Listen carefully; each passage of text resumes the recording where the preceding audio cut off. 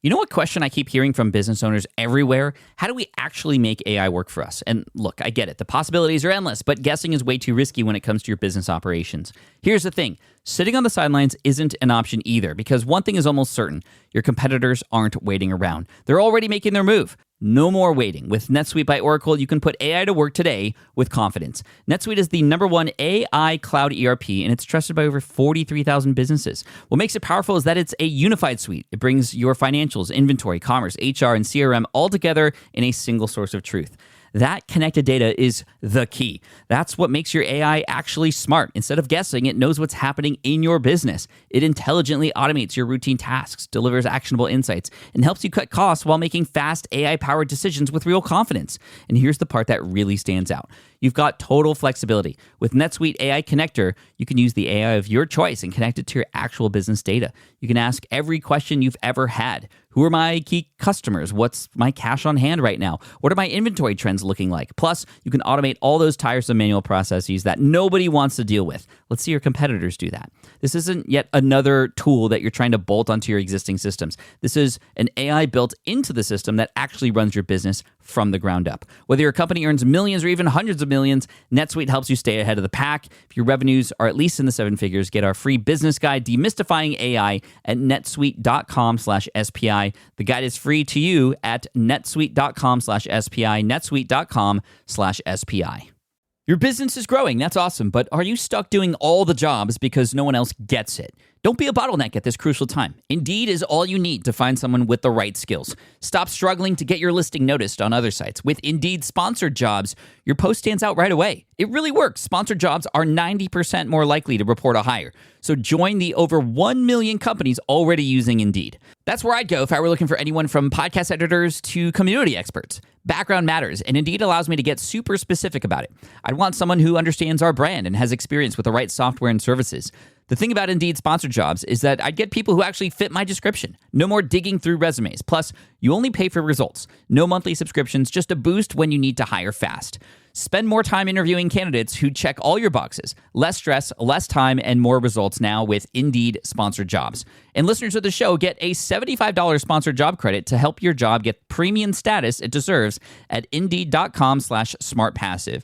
Just go to Indeed.com/SmartPassive right now and support our show by saying you heard about Indeed on this podcast. Indeed.com/SmartPassive. Terms and conditions apply. Hiring, do it the right way with Indeed. What if I told you that right now, as you are listening to this, your potential customers, your subscribers, your followers, they're actively looking for reasons not to trust you? Here's a crazy stat that should be a little worrisome, especially if you have a running business already. And that is, according to 2024's Edelman Trust Barometer, only 32% of people trust businesses to do what's right. And that is down from 58% just 5 years ago. It is going down. But here's what's even more shocking, and this is something I discovered in my own business recently after speaking with a few people. Your audience is spending more time researching whether they can trust you than they are consuming your actual content. Unless they are actively involved in your community and they've gotten over that trust hump, if you want to call it that, they're looking for reasons not to trust you. They're not just deciding if your product is good. They're deciding if you are real. And when it comes to top of funnel, having yourself be introduced to people for the first time, this is really important to understand. This is where a lot of growth doesn't happen because we're not thinking about this.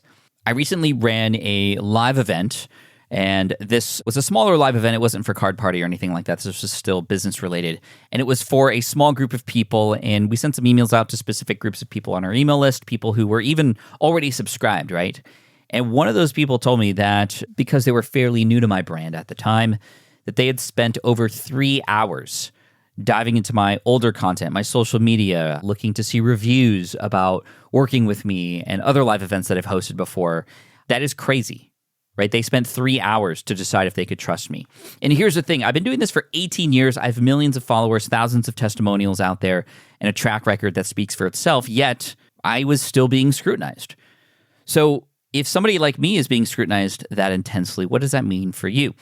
We're living in what I've once heard called a trust recession.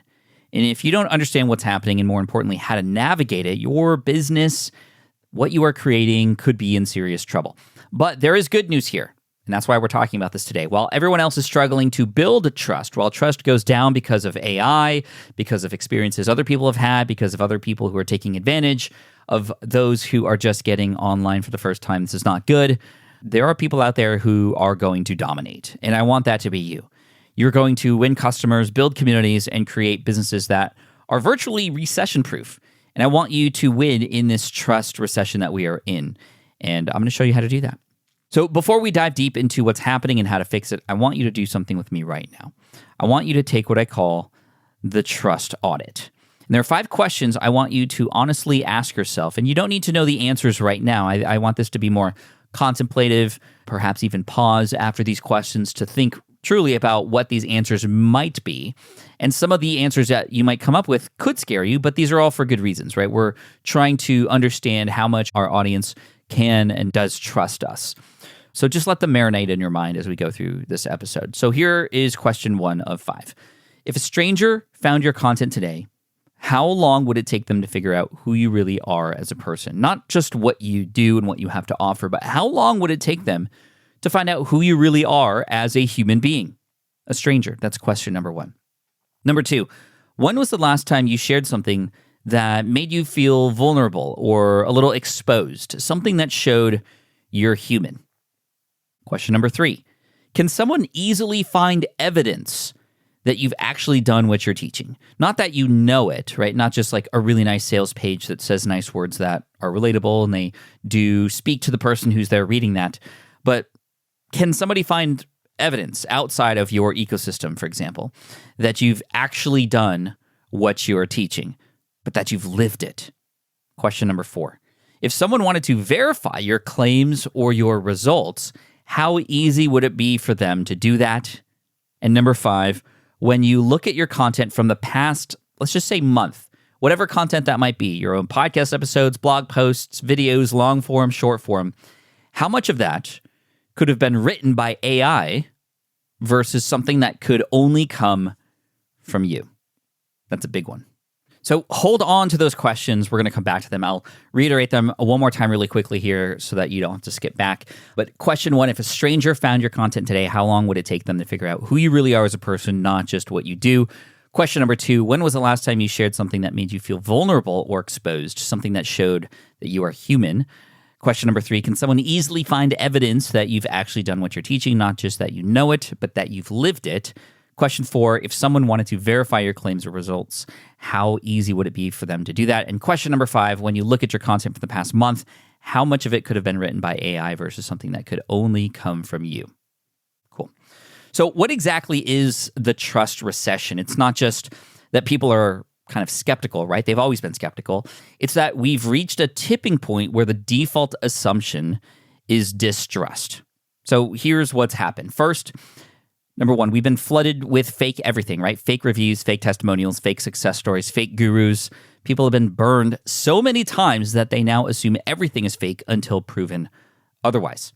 Second, AI, as I mentioned earlier, has made it impossible to tell what is real. When anyone can generate a professional-looking website, really good copy, and even fake testimonials in minutes, authenticity becomes truly the scarcest resource. Third, the barrier to entry to becoming an expert has disappeared. Anyone can start a course, launch a coaching program, or call themselves an influencer or a guru, right? The market is flooded with these kinds of people who are teaching things they've never actually done. They're just regurgitating what other people are saying, and that's kind of where AI comes in as well, because AI is just regurgitating what other people are saying as well. And fourth, and this is the big one, social media has trained us to perform rather than be authentic.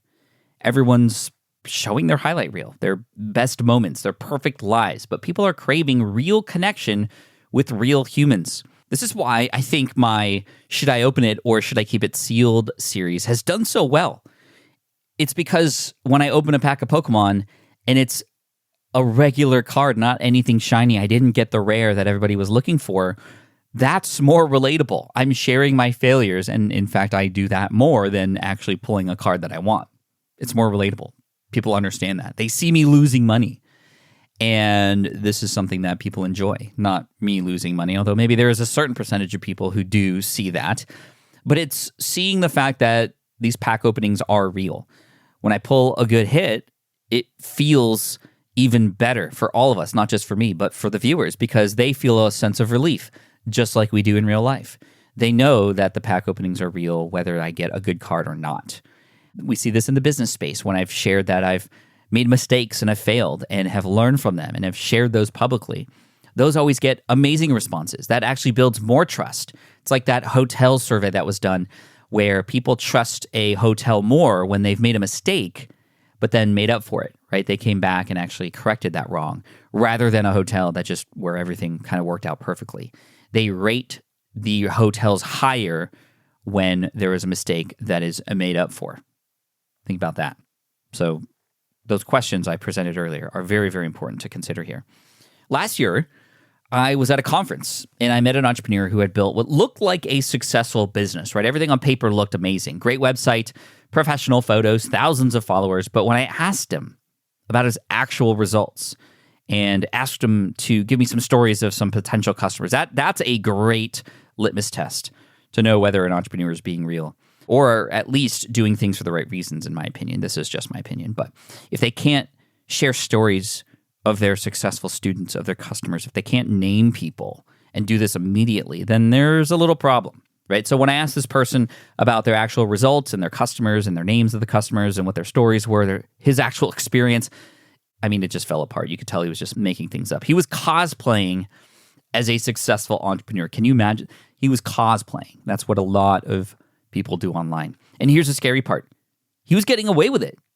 People were buying from him, right? But it was all built on a foundation of sand. And eventually, I would imagine that this business is going to crumble, or it's at the very least not fulfilling, and something that his customers won't take and pass on. And you get that sort of marketing flywheel when you create those amazing experiences, when you know who your customers are, and they start sharing that business for you on your behalf without you even asking. That's how you can get over the trust recession that we're in, because people are sharing through the experiences that they've had with you. So this whole thing that we're talking about here, this is the trust recession in action. It's not just people are lying. It's that the systems we've built make it easy to fake success and hard to verify authenticity. And the consequences of this are terrible, right? So this is what this means, this trust recession. Longer sales cycles, right? What used to take days now takes weeks or sometimes months because people are doing more research. They're hesitant to make that final purchase. They're asking more questions, demanding more proof, and rightfully so, they should be. Higher customer acquisition costs, right? When the trusts are low, you need more touch points, which means more content, which means more time, which means more social proof to convince someone to buy, which means perhaps if you're spending money on ads, more money spent on ads. There is an increased refund rate. When people don't fully trust you before they buy, they're more likely to have buyer's remorse and ask for their money back, or consider things like guarantees, 30-day money-back guarantees. They see these as trials. Like, oh, it has a 30-day money-back guarantee. I don't trust this, but I'm going to see. And then they go in there and they actually look for proof, confirmation bias that this thing that they're getting involved with isn't going to help them, even though it potentially could. And they are looking for the one little thing that is off or wrong or something that's just not there that they think should be there. And then they're out, right? And then you're getting refunds. And it's harder to scale. Word of mouth marketing, the most powerful form of marketing, breaks down when people don't trust enough to recommend you to their friends, like I was saying earlier. And here's what's really happening. The entrepreneurs who are still trying to fake it, who are still using old playbooks of manufactured authority and borrowed credibility, they are struggling more than ever. What's crazy to say, and I'm going to say it, it's great to see, because those who build real relationships, who show up, who do everything in their power to serve their audience, whether it's connecting with the right people or going full in, they're the ones that are going to win, right? The ones who are doubling down on authenticity, transparency, and real value. Those are the people that are thriving right now. So I've built a lot of websites over the years, from my first lead exam site back in 2008 to Smart Passive Income and everything in between. And let me tell you, one of the biggest headaches has always been making updates. You have this great idea for a new landing page, or you want to test a different headline, and suddenly you're either wrestling with some complicated platform or waiting days for somebody to help you make it happen. It's a momentum killer, really. That's exactly the problem that Framer solves. Framer is a no-code website builder that gives your team the power to design, publish, and manage your entire site without relying on engineers. It works like a design tool, but with real-time collaboration, a robust CMS for SEO, and enterprise-grade hosting and security. Companies like Perplexity and Miro use Framer because changes go live in seconds, literally one click, and you're published. No tickets, no waiting, no bottlenecks. Whether you're a startup testing your first landing pages or an established business ready to migrate your full site, Framer makes it possible to move at the speed of your ideas instead of the speed of your dev queue. And here's the thing, your website is the one touch point every single customer has with your brand. If making simple updates feels harder than it should, you're leaving opportunity on the table. Learn how you can get more out of your .com from a Framer specialist or get started building for free today at framer.com/SPI for 30% off a Framer Pro annual plan. That's framer.com/SPI for 30% off. Framer.com/SPI. Rules and restrictions may apply. And that brings us to the opportunity that's in front of you. See, while everybody else is panicking about the trust recession, I've seen a ton of content about this trust recession out there. I see it as the greatest opportunity for authentic entrepreneurs in decades. And here's why. When trust is scarce, it becomes valuable. When everyone is fake, being real makes you stand out. And when everyone is performing, being vulnerable creates connection. And let me share with you a personal example. I've shared this story time and time again, and every time I share it on stage or in person or here on the podcast or on a YouTube video, people reach out to me and say, thank you for sharing it. It's when I built a failed software company. I got so jaded by the potential revenue dollars coming in. This was way back in 2011, 2012. I had a couple friends who had built software businesses, WordPress plugins to be specific, each doing it in their own way. They didn't know each other, but they both happened to come out with their own premium WordPress plugins within the span of about a month of each other, and each made six figures, and their audiences weren't even nearly the size of mine. So I saw dollar signs. I said, I am going to launch a WordPress plugin. So I found a developer. Within a week, we were already working together, and a project that was supposed to take 6 weeks and $6,000, that was my budget, ended up taking 6 months and about $16,000. It was a little over $15,000. And there was wasted time. A lot of it was my own fault because I rushed into it. I didn't even know exactly what I wanted to be built, and I was going back and forth between certain things, which was not helping the developer at all. And finally, when we had an iteration of this WordPress plugin, which was a sort of fancy, higher-end contact form that collected data at the same time, I shared it with a bunch of people finally because I kept this thing in secret. And when I shared it, people were like, meh. Or, oh, it's kind of like this product, but I like this other product better. Or what if it did this? What if it did that? And I didn't have any more budget to do those things that were suggested. And so I learned a lot. That was a $15,000 lesson.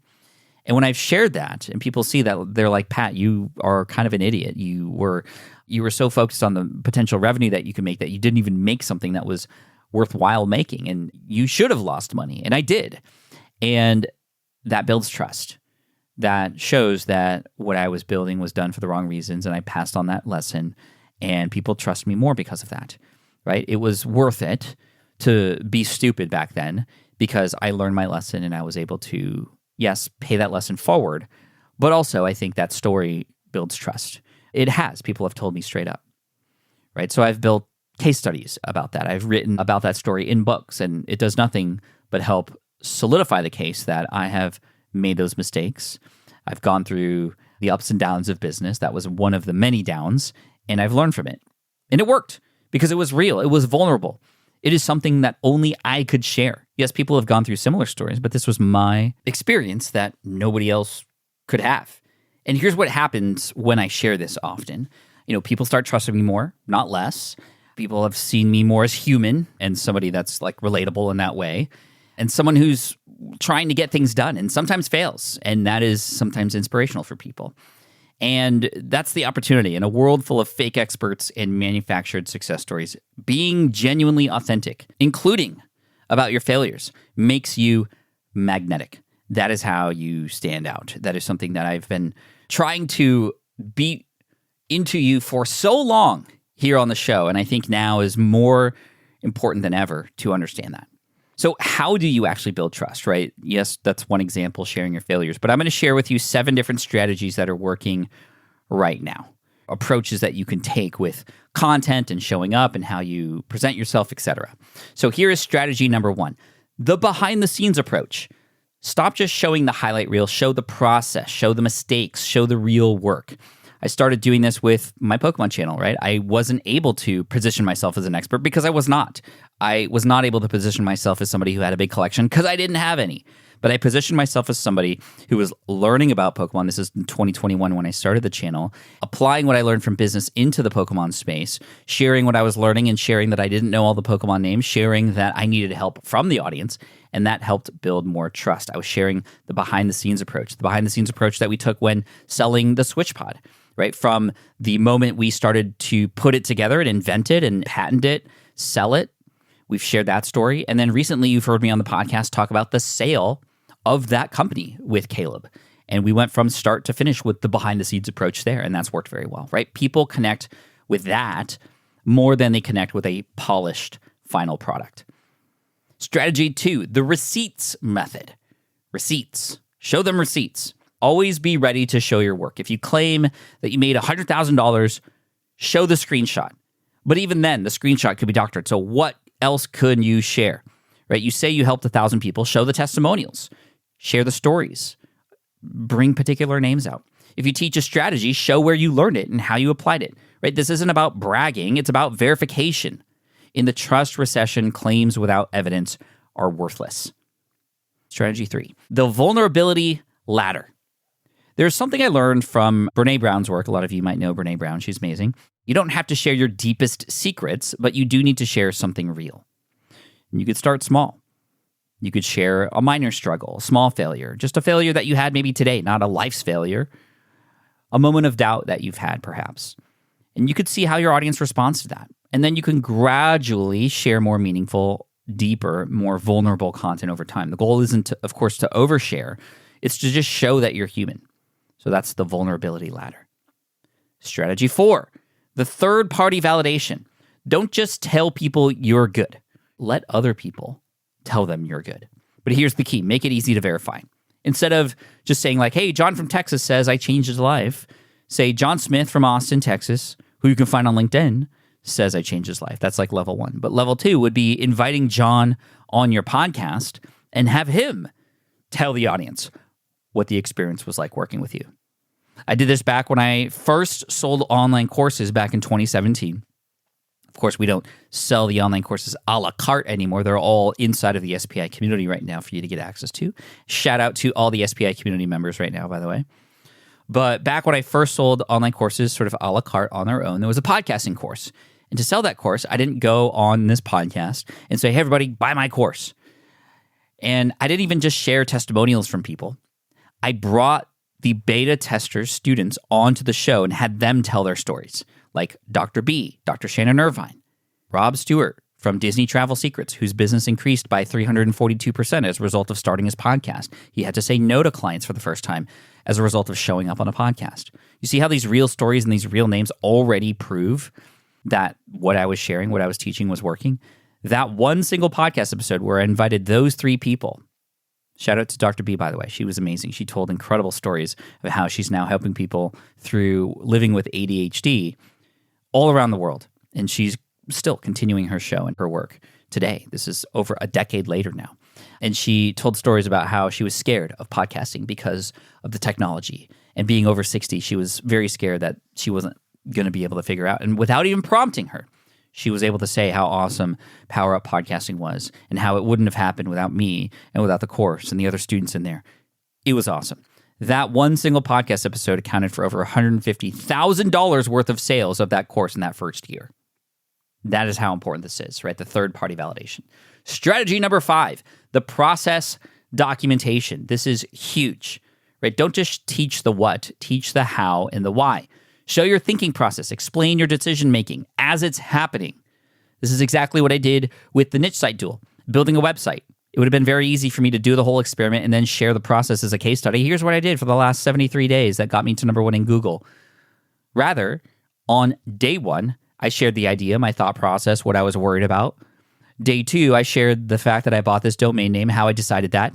Day 3, I shared what tools I was using and as a byproduct of that, also earning an affiliate commission, right? I was teaching about building websites and showing it as it was happening. And when it finally happened, when I finally hit number one in Google for the term security guard training, this was back in an older way of building businesses through keyword research and those kinds of things.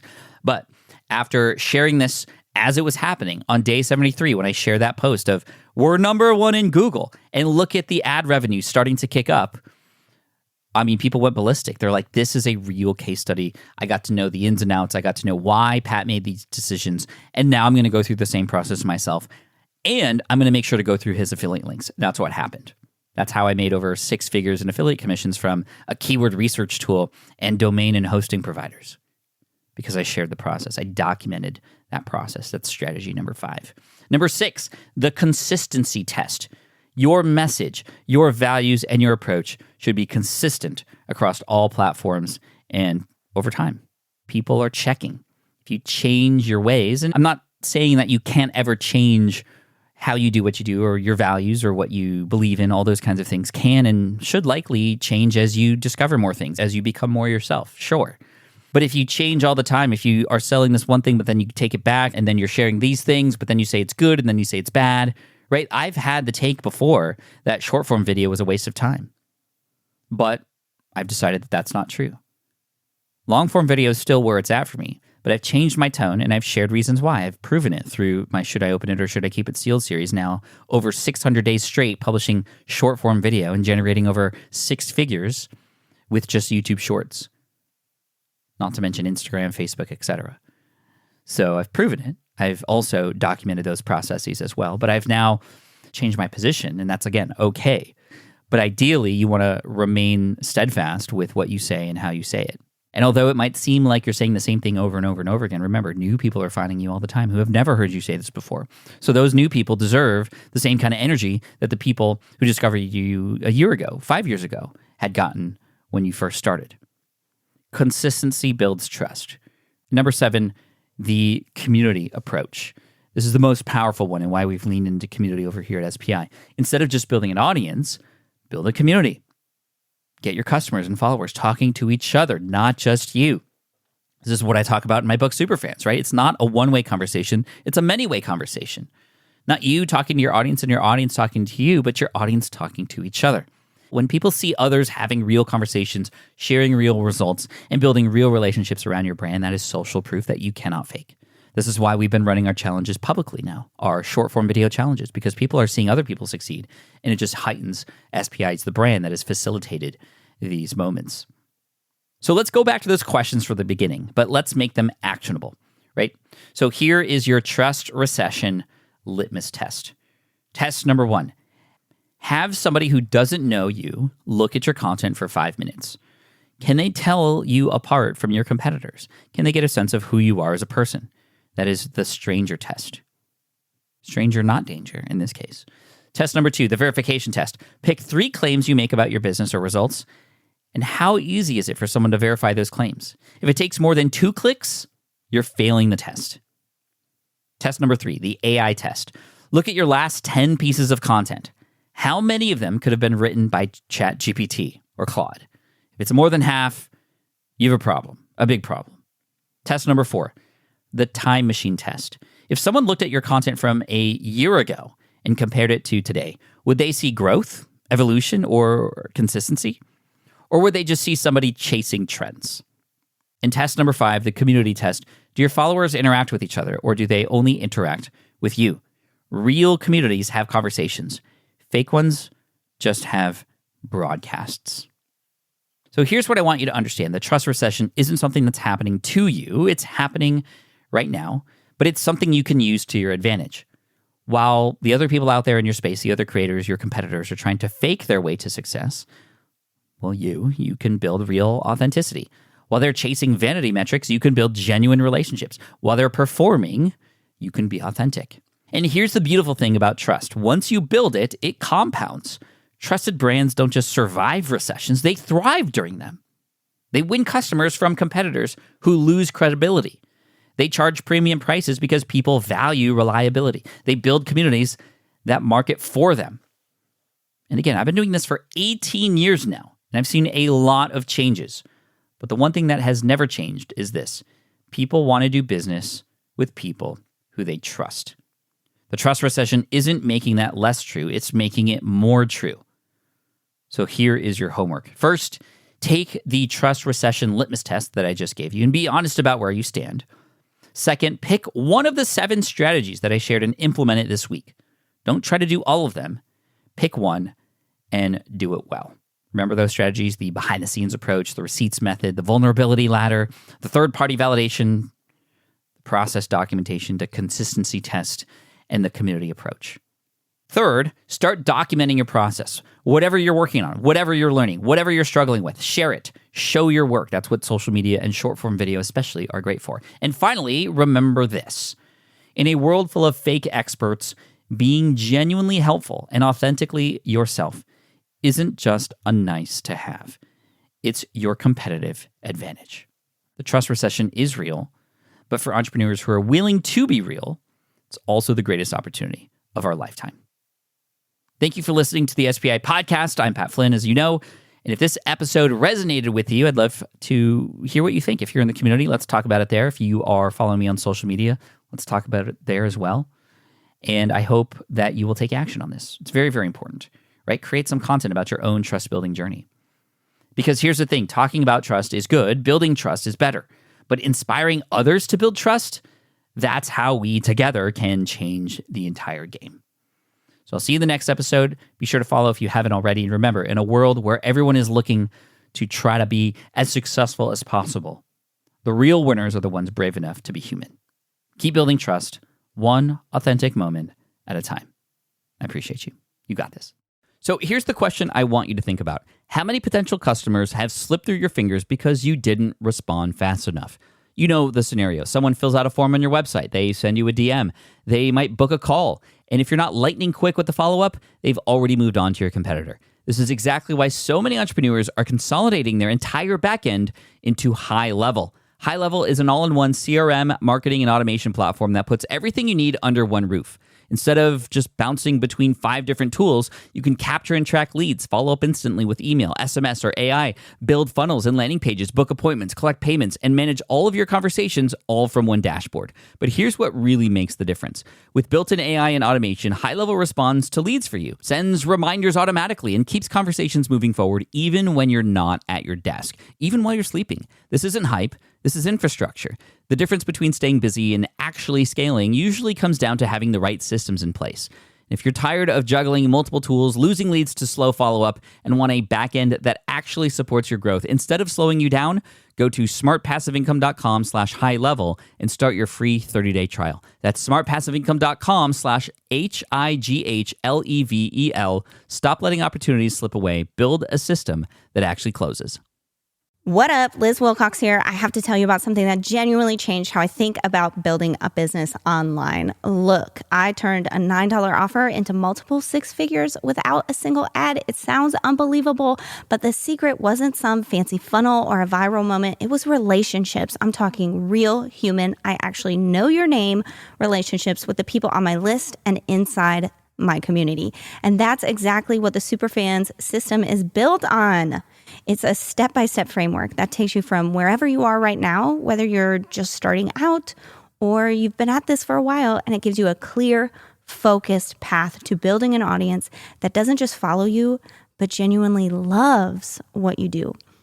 We're talking courses, community, a live support, and a system that's actually doable. We don't want to overwhelm you. We want you to stop guessing. And so we're going to give you this real roadmap to your real superfans. And right now, if that wasn't enough for you, you can get in at 50% off. For only $49.50 per month, you will unlock access to the SPI community, the Superfan system, SPI's course library. We're talking all past courses over the years. It's amazing. Live events and so much more, but only until Thursday, April 23rd, midnight Pacific. That's it. After that, it's gone, my friend. So right now, don't delay. Head to superfans.smartpassiveincome.com. Grab your spot before the clock runs out. As the new director of community, I personally cannot wait to see you inside.